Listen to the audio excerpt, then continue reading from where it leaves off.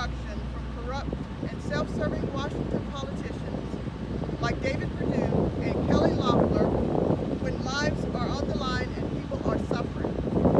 We need Jon Ossoff and Reverend Raphael Warnock in the Senate to get COVID-19 under control, pass real economic relief for small businesses and working families, and protect the 1.8 billion Georgians with pre-existing conditions. Jon Ossoff will work with the Biden administration to implement a national health strategy to fight the pandemic and revive communities across the state by jump-starting the economic recovery.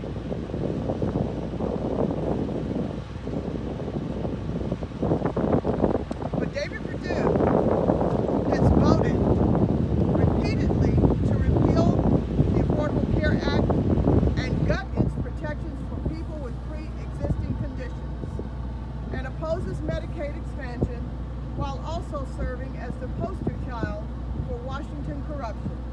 He downplayed the virus while trying to line his own pockets by trading medical and vaccine stocks just before the market crashed, and went out of his way to oppose $1,200 relief checks.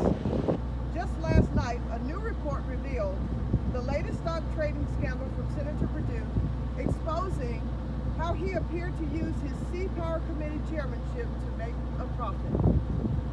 Meanwhile, Georgia's other senator, Kelly Loeffler, has consistently looked out for herself in Washington at a time when everyday Georgians need help more than ever.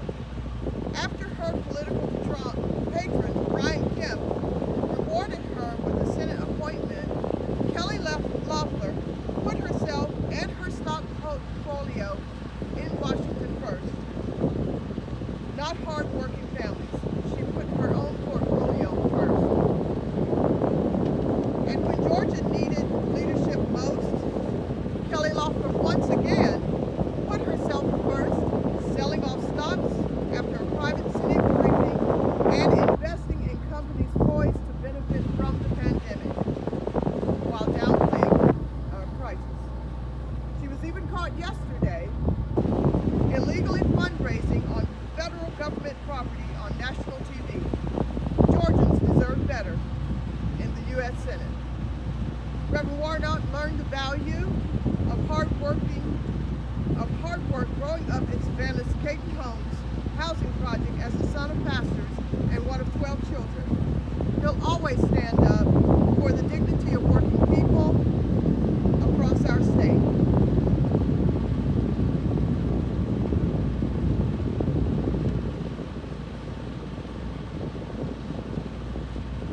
Georgians have already waited 212 days on coronavirus relief, but David Perdue and Kelly Loeffler are still blocking desperately needed aid for our communities. That's why the choice in this election is clear, and it's why Georgians are organized, mobilized, and ready to make a plan to vote on January the 5th. Voters can request their absentee ballot now, and Georgians who are turning 18 by January the 5th need to register to vote by December the 7th, and early in-person voting begins December the 14th. Voters can get the information they need to make their plan to vote by visiting electjon.com or warnockforgeorgia.com/vote. Thank you again for joining us.